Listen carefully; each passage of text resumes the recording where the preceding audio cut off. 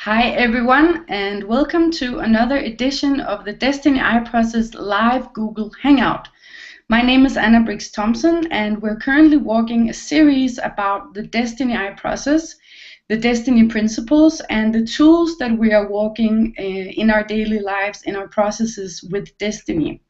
In today's Hangout, we're discussing redefining words and the living word. And to discuss that, we have invited Sunette Spies from the Desteni Farm in South Africa. Hi, Sunette. Hi everyone. So let's get straight into it. Oh, I just want to say that you can ask questions during the Hangout.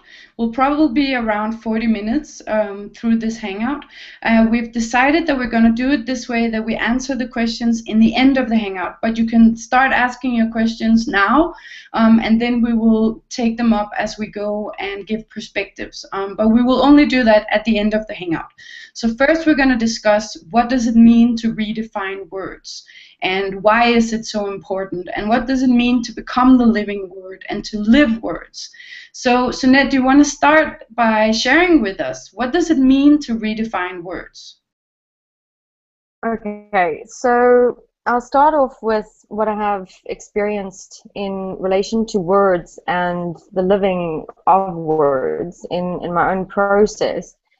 And this specifically in the beginning, where I started becoming aware of the extent to which words define me, and by defining me, I mean like how it related to how I also experience myself, and then based on how I experience myself, I will accordingly like embody the word and live the word and act on the word.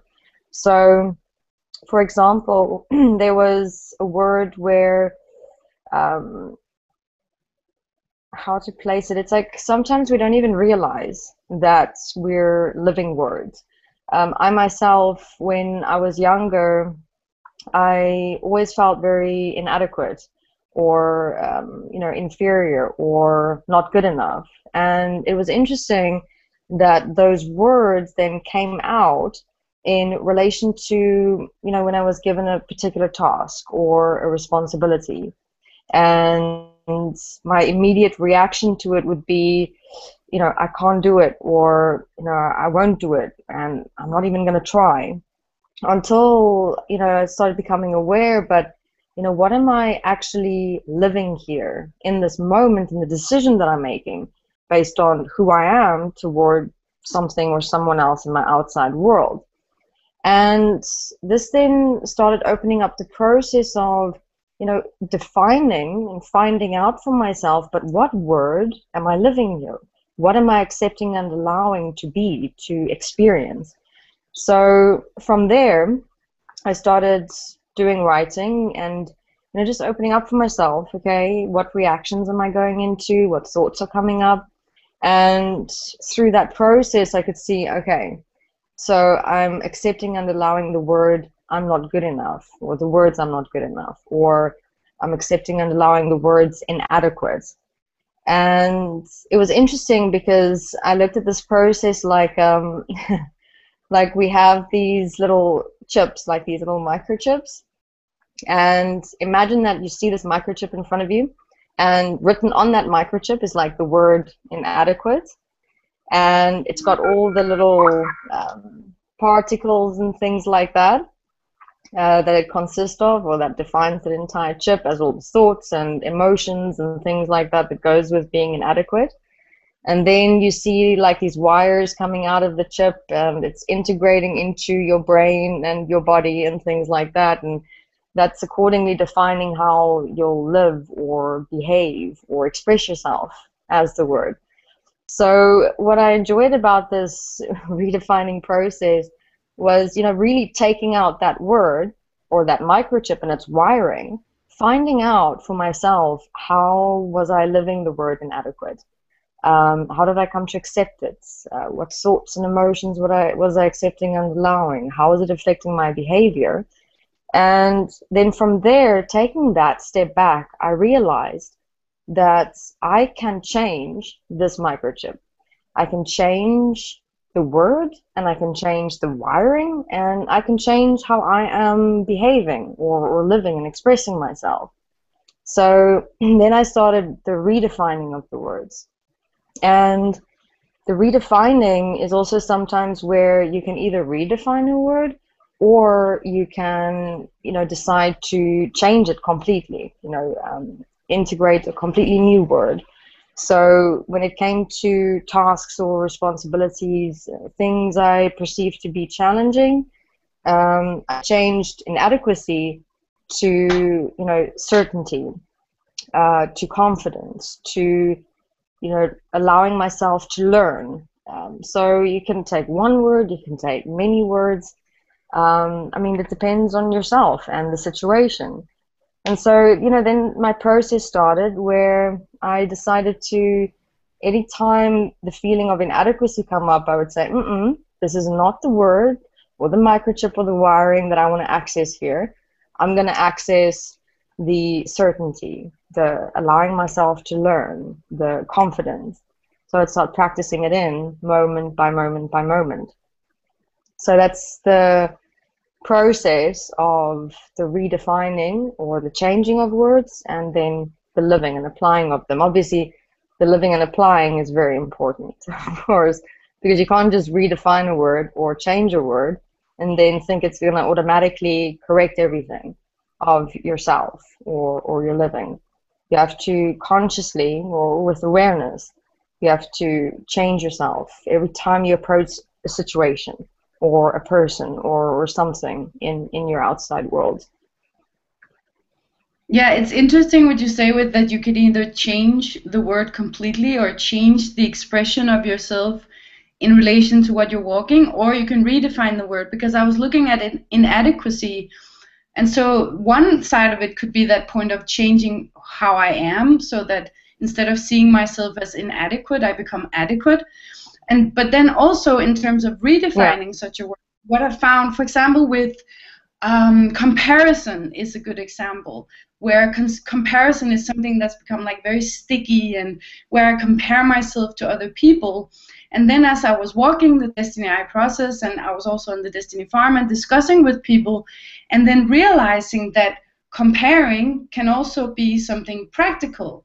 Like inadequate can also be something practical, meaning that this thing or this tool is not yet fully developed, for example. That could be an example of inadequate. So it means it is not yet developed, so I have to add something more to it. Like I have an inadequate proficiency in French, for example. Okay, but then I can go and learn more French.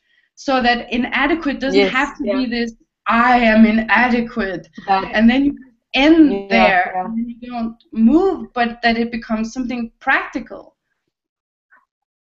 Yeah, I agree with that. Meaning, it's like the difference between where I would usually then just immediately react in inadequacy, and go into that, the emotions and just wanting to slowly but surely back off from the situation. Like, this is not for me. I really can't do this. So you you become the word on a mind and being and physical level, where once you start taking that step back from words and you see who you are within it and what it does to you, then you also learn that you can actually, shall we say, become the directive principle of the word, in the sense that, so whenever inadequacy came up in any situation, I would go, okay, inadequacy is here.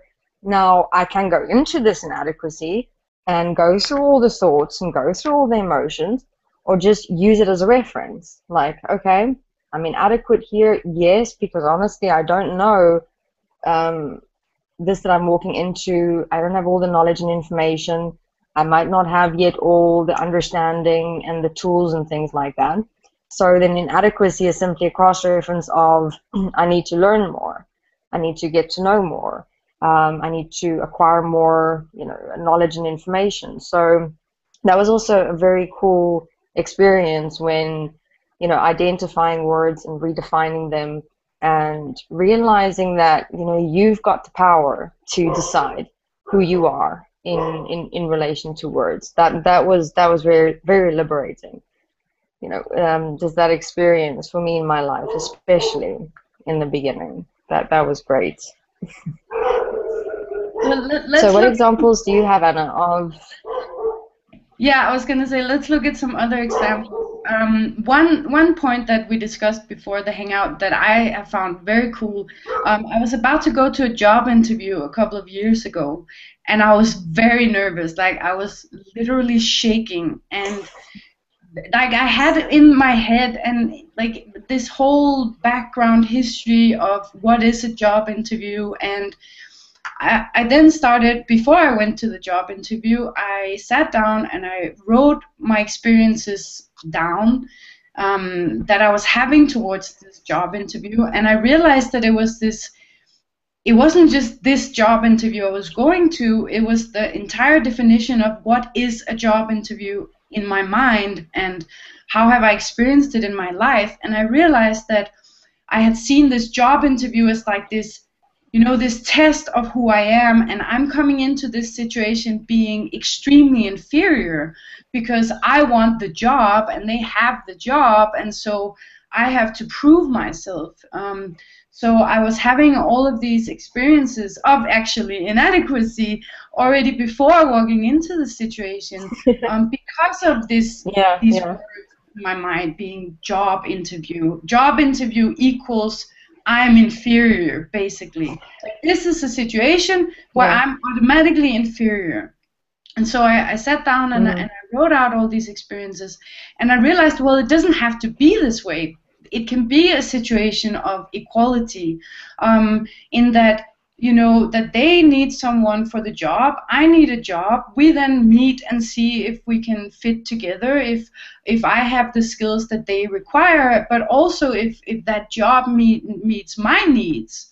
And so within that, writing it down and redefining how I approached the situation, I could change my experience even before walking into it, so that when I walked into it, I could be clear and stable and not be like desperate either, you know, that, oh my God, they're gonna judge me and I have to prove myself. And also that it's like, it's okay if I don't get the job. That doesn't define me. It doesn't change me. It simply means, okay, I was not right for the position, or they wanted something else, and that's okay.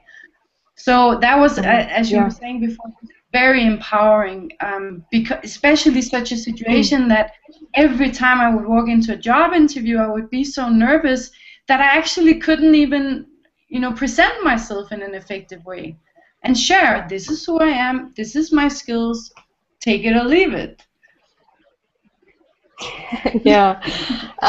Yeah, but what's also coming through with saying that, what's important as well is, remember I said in the beginning where, you know, you kind of have to take that chip and the wiring out. You have to see exactly how it is that you are living a word now, to be able to read effectively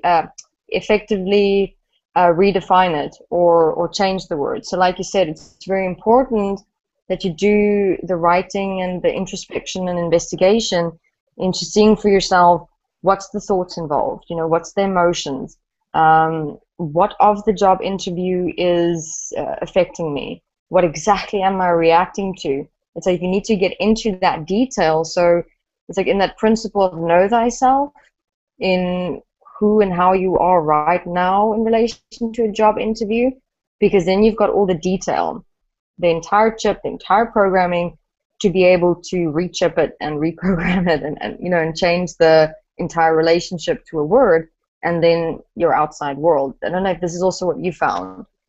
Like, have you found that effectiveness in relation to getting to know the word as it exists, to be able to then redefine it and change it?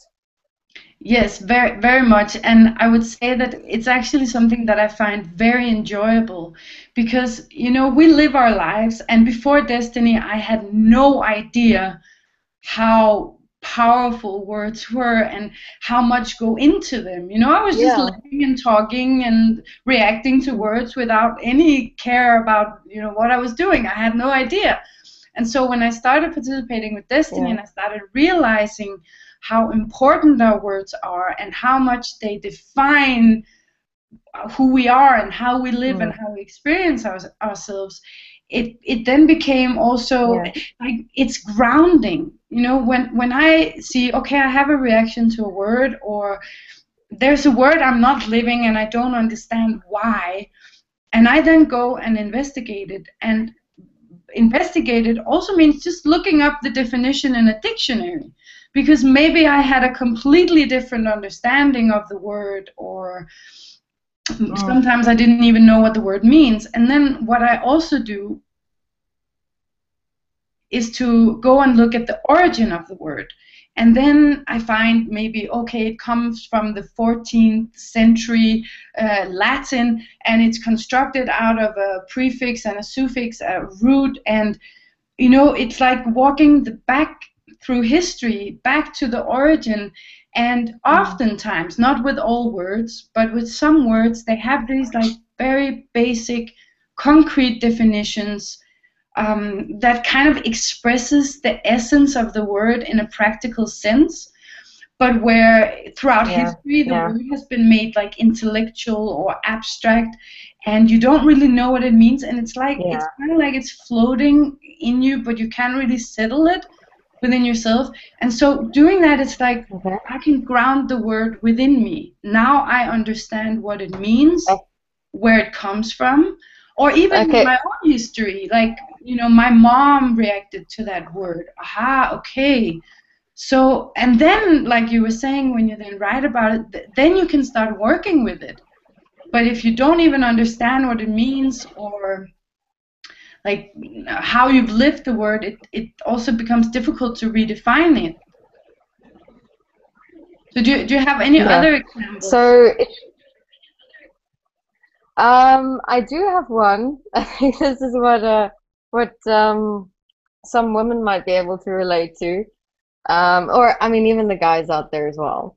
The one word also quite early on in my process that I worked with was the word myrrh, right? You know, standing there in the mornings, getting ready for work or ready to go out, and I would stand in front of the mirror, and I mean, my thoughts would go crazy, and I would already like start becoming emotional, because it's like in the mirror as well, you can kind of control your, shall we say, your self-perfection dynamics, and like standing either really really close to the mirror or standing really far, you know, doing all the all the distance movements to kind of see, you know, what distance do you look better, and then you try and go closer, and you know, so it was like quite a story, the mirror. All right.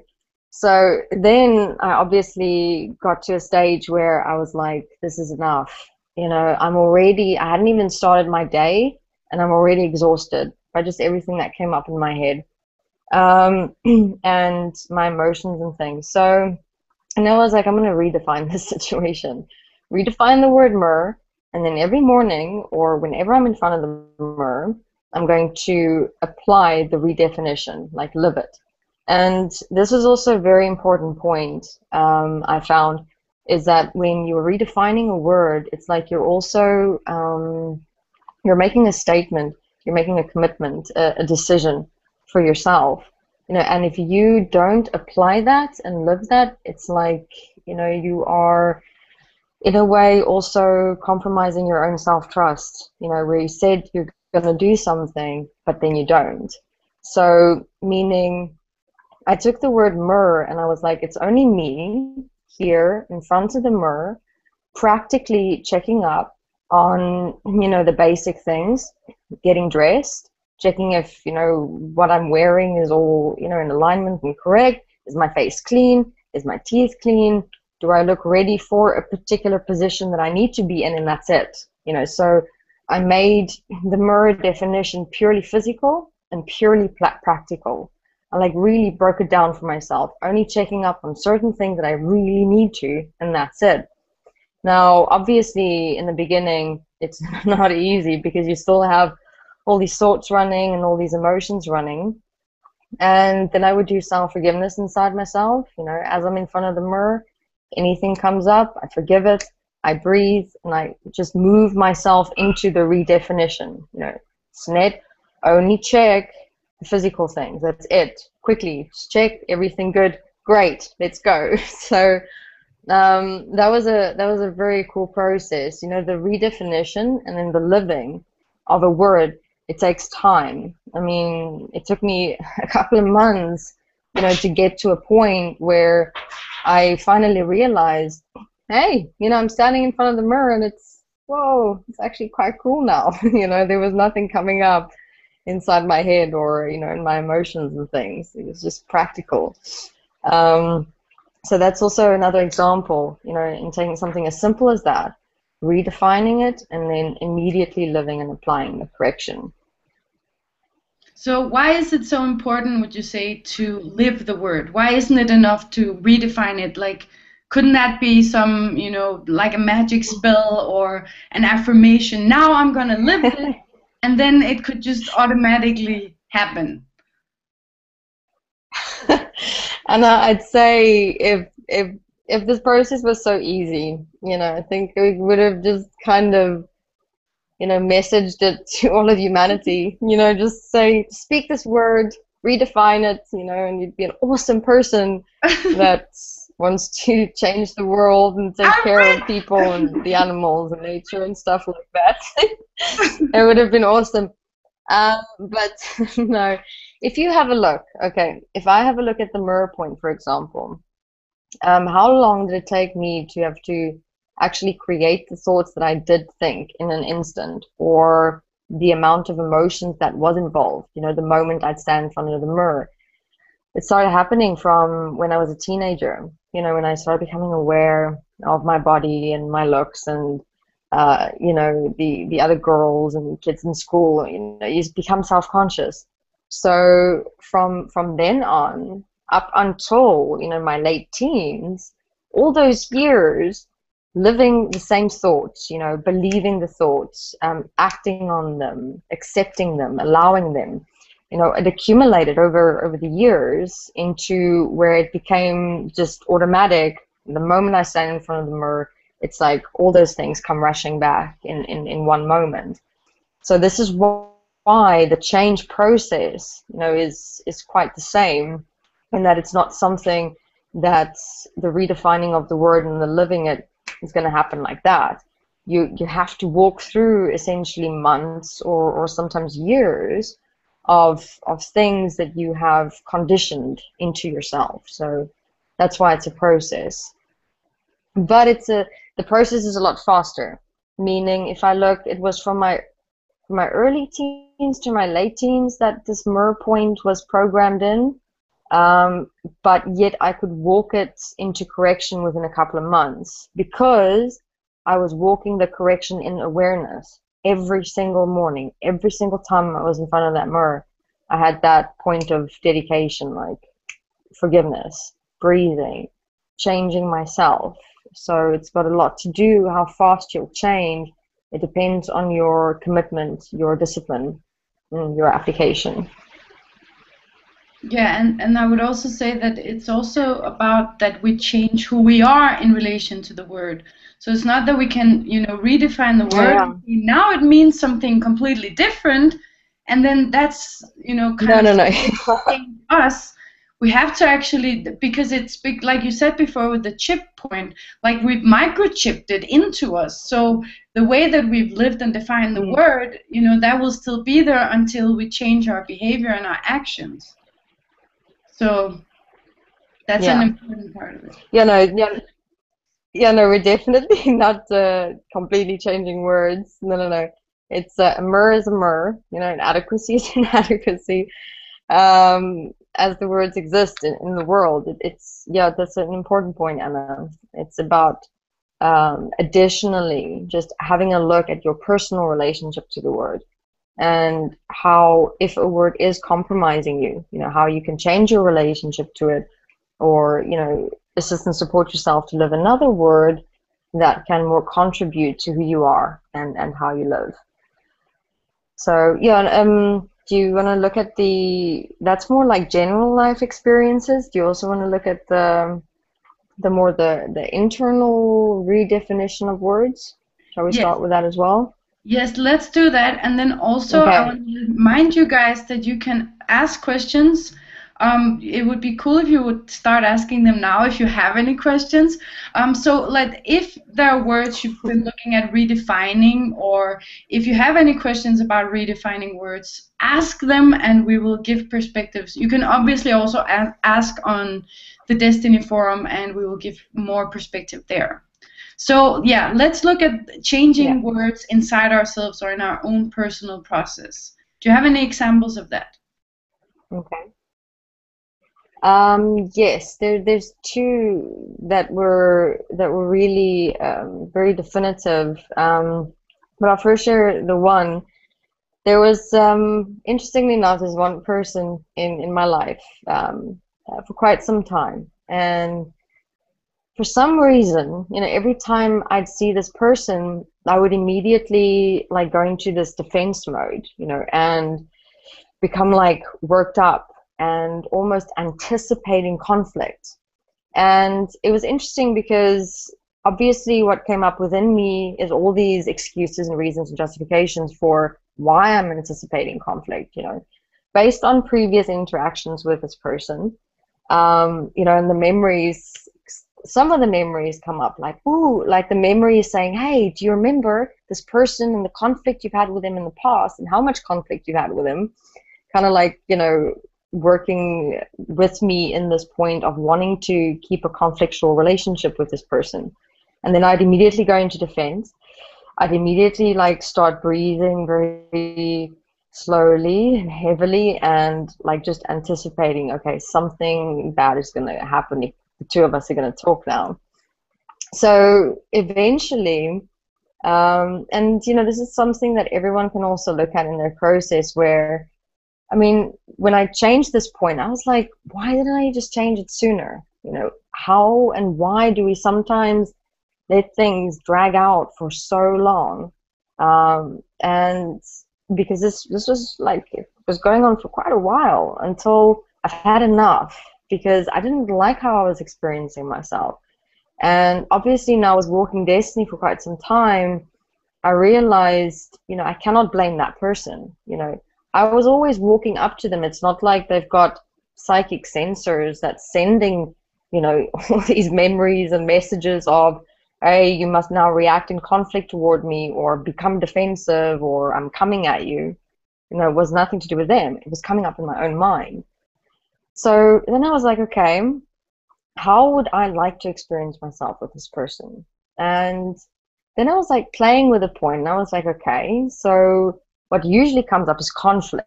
So let me take it to another extreme. I would like to approach this person with gentleness. So it was like, okay.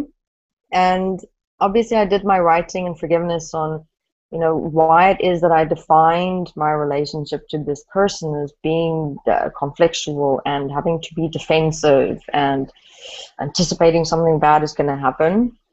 And then I started taking the word gentleness, redefining gentleness. How would I express that and live that? How does the word gentleness feel to me? And then starting with gentleness and the experience thereof, how does it feel? I would take the word and I would just feel it inside myself, breathe it, let it resonate in my body, just to get a feel for it, to know, how to access the word and become it. Then I looked at, okay, to speak in a more stable voice, speak in a softer voice, relax my body when I'm approaching this person. So then the next day, I started practicing this. And so over time, what was interesting was that we hadn't had a conflict in the same way that we had in the past, when I kept on approaching this person with the anticipation of conflict or, being defensive in my voice, in my behavior toward them.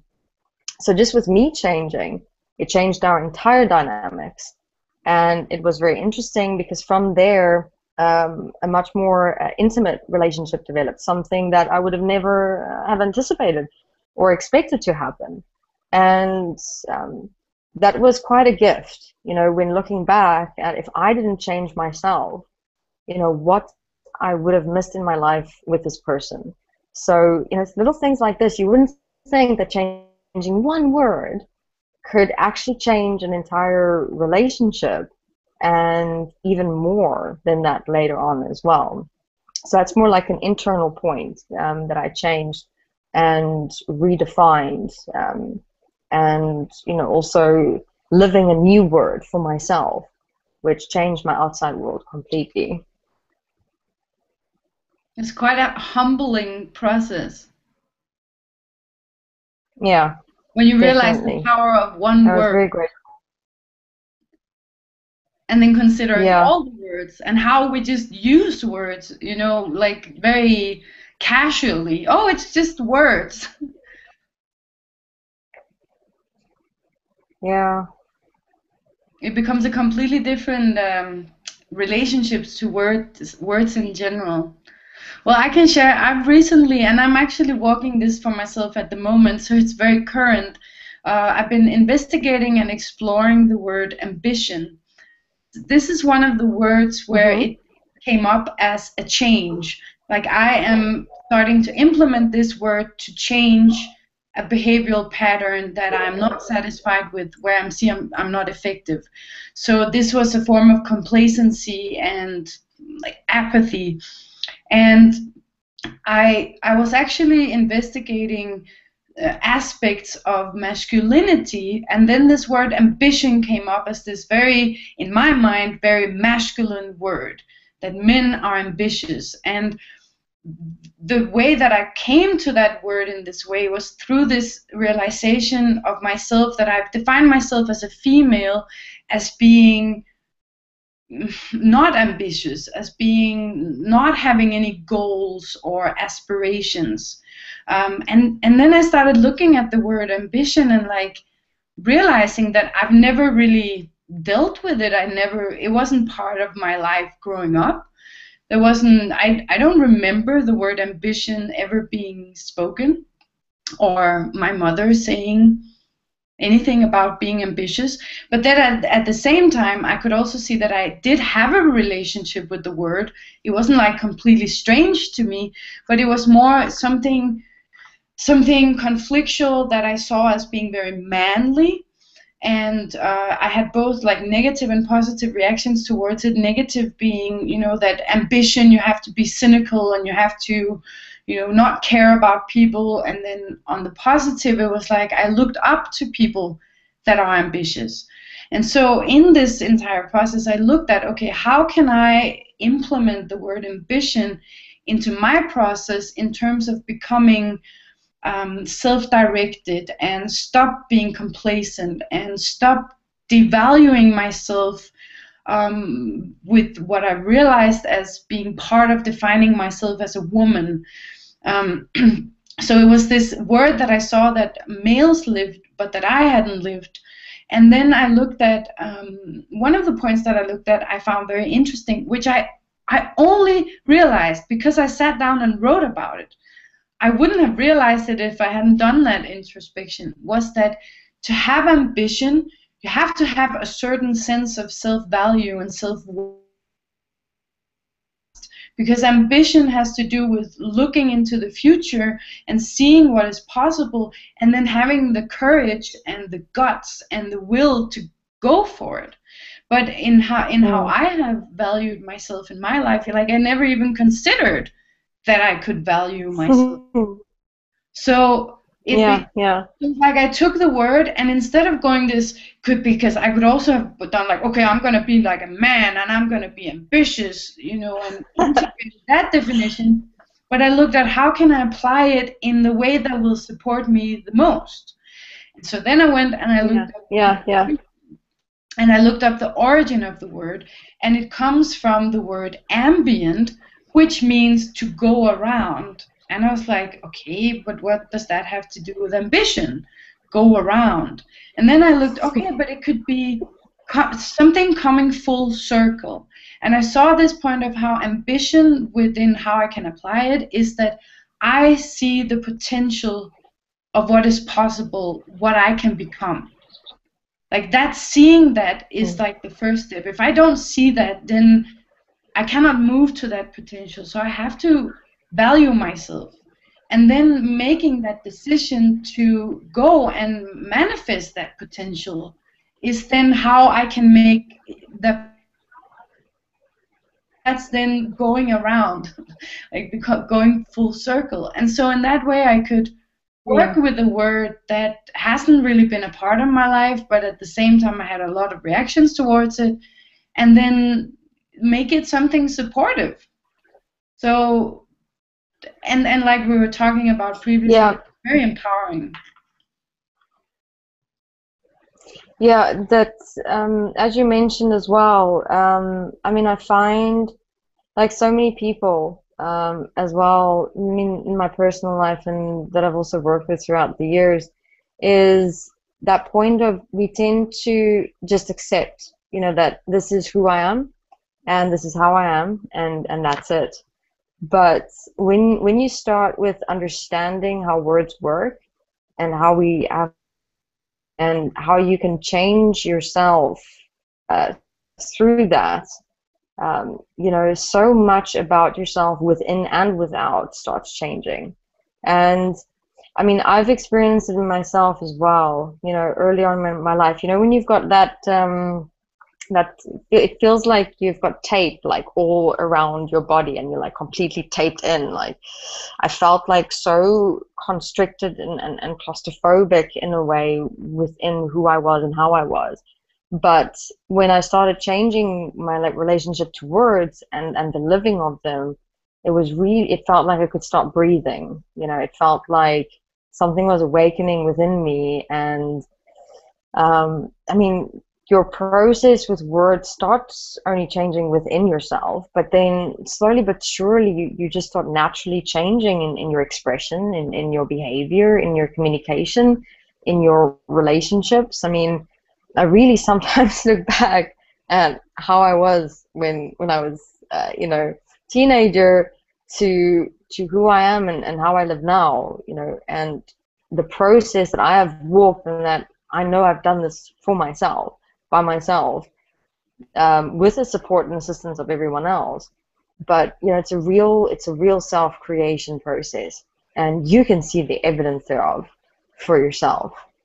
And that's what's also something that's what's quite amazing about this for me as well. But what is important is to always make it very practical, like Anna with the ambition point as well. And you have to give yourself practical markers within your life, you know, not just to have the words be these airy-fairy, beautiful things that sound good, you know, because that's not going to help. You know, I could, for example, take my relationship to the mirror, or take my relationship to the inadequacy or the conflict that I've faced in those three examples that I've given. And I could have made it like sound so beautiful and magnificent and things like that in relation to redefining words or using new words, but it wouldn't have done anything in my practical change process. So you have to make sure that when you're redefining words, you redefine them and make them as practical as possible for yourself. And how are you going to change yourself in real time as you face things in your life? Like I think the mirror example is a good one, you know, where just change it to focusing on my body, focusing on what I'm wearing, and that's it. Making sure everything's clean and neat, and that's it. You know, that's something practical. So make sure that it's always realistic things that you can change and do and live. Yeah, that's a cool point. So yeah, for example, with the word ambition, it's more like a relationship I have to myself. So I have to actually say, okay, now that I decided that ambition means to see my potential and going after it, what does that then practically mean? How can I live that? That's a very good point. And then also, just I wanted to mention before we go to the questions, that what is really cool about redefining words is that it it kind of solidifies or grounds the process of change. Because, you know, when we look at, oh my God, I'm so inadequate, and when we look at like problems in our lives, it can be so like abstract and difficult to grasp how to change it. But when you have specific one word at a time, it's very concrete. You know, you start with one word and then you go from there. It makes the process of change so much more practical in and of itself. Yeah. Are you ready to go to the questions? Yes, let's do so. Okay, do you have the app open on your side? I do. Okay, so let's take the first question from Andrea, and she's asking, what about words that are really negative and you can't define them as living words? I think this line in relation to redefining words, where we look at the real negative words that, I mean, some commonsensically you can look at them and say these aren't redefinable, they just purely are what they are. That Anna and I can do another hangout in relation to such words that contain more of a genuine, shall we say, negative or bad connotation and embodiment and manifestation in the mind and in reality, because that's more of a process that you'll have to walk in relation to the existence of such words. Okay. If you're up for it, Anna. Yes, absolutely. Yeah, so let's take the next one. It is a comment from James, and he's saying, this isn't a question, I just want to say that I recently have come to understand what you're saying here and how important it is. Thanks for sharing. Cool, Thanks, James. And then we have a comment from Daryl, and he's saying, self-creation, that's a great word to contemplate. Yes. And there's actually a series being walked right now on Eqafe from Anu, where he's specifically talking about the words creation, creator, and create. Yes. So suggest to go and check that out. Let's see more. Then we have a question from Dan, and he's asking, how about defining a new word from the get-go to prevent a consequential relationship? Do either of you have an experience like this? Defining a new word from the get-go. So maybe, yeah, I'm not sure what you mean, Dan. So, if you can give us an example do you mean like what you mean? New words? Yeah, so if you can give us I think what is maybe also looking at is like, if you take a word and you know, instead of having a look at how it exists now, or you know, what your relationship is to it now, to not even look at anything else, you just look at the word purely for what it is, and you just redefine it and you just immediately go out and live it. If that is what you meant, Dan, I think again the step that you'd be missing if you do that is getting to know yourself. You know, you need to know how it is that you are living a word right now. How does the word exist right now? I mean, I suppose you can do it if, for example, you do come across a new word and you see that this word does not exist at all in yourself or in your life. You know, then you can immediately go to the step of how do I want to live this word? How am I going to add it into me and my life? You know, then it would be cool. But if it is about a word that is already existing and you can see its consequences and outflows and relationships and connections, then first know thyself, then redefine and change. Yeah, he is saying, like Anna, you were talking about ambition, something that is new to you, which is what Sunette was talking about. Yeah, I will yeah. add, however, that what I found is that throughout my process, I have within my mind tend to lure myself and go like, but I don't have a problem with that word, or I don't like. I've many Oh, times yeah. I've had such thoughts, like maybe with the word ambition, and only when I actually started the process of investigating it did I realize it's not like I haven't had a relationship to it, because even though it wasn't part of my family as such, it still exists in the world, and I have created a relationship to the word. So I would say that Yeah, from yeah. my experience, it is very few words that we don't have a relationship with. And like Sunette, you were saying, then Mm. cool, then you can go straight to the redefinition.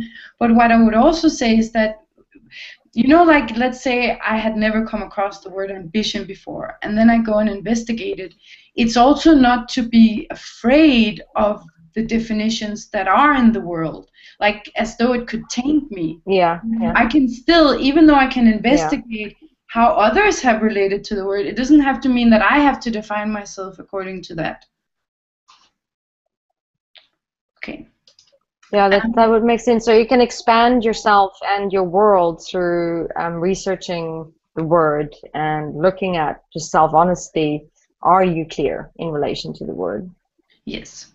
Okay, and then we have a question from Andrea, and she's saying, "Hi, Sunette, can you explain when people call you names, the process you took me through about taking in others' words, which I found very assisting." So maybe that's one for the next hangout. Yes, we'll do that for the next hangout, where we're gonna expand on all the words and have a look at various ways in which you can change your relationship to words.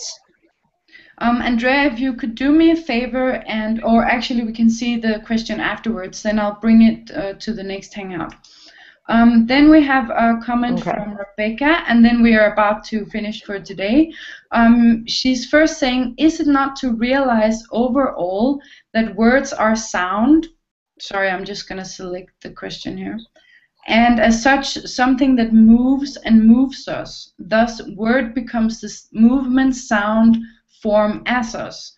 But inherent in this our information that is changeable by nature." They answered my questions Okay. talking about change. Yeah, I think, remember, today we basically, in relation to words, only had to look at the redefining and the living. Obviously, words are so much more as well. And, we can definitely, in time to come, also look at sound, because obviously that's also very important. I found as well in how I can measure my relationship to a word based on how I speak it, and when I speak it, how the sound resonates through me and my physical body. So we can walk quite a nice journey in our relationship to words in some hangouts to come, definitely. Cool. So that's it. There are no more questions. Is there anything else you want to add here before we finish for today? I'd say I'm satisfied, Anna. I really enjoyed myself because it's a fascinating process. And yourself? Anything else to add? No, I don't have anything to add. It's cool that we're gonna walk maybe some more deeper dimension in another hangout, so that we can probably expand on it, and also the complexities that Yeah. may be involved. So we will keep your questions Yeah. for the next hangout. So thank you so much, everyone, for asking Okay. questions. And remember, on Saturday, Yes. we have the movie night hangout. Every Saturday, we have started a series of movie hangouts with Joanna Jesus and Victor Pearson. And this coming Saturday, it is the Danish series Borgen that we will be talking about. And as the Danish representative of Desteni, I will be on the hangout. So we will see you on Saturday and next Thursday for another DIP hangout. Bye, everyone.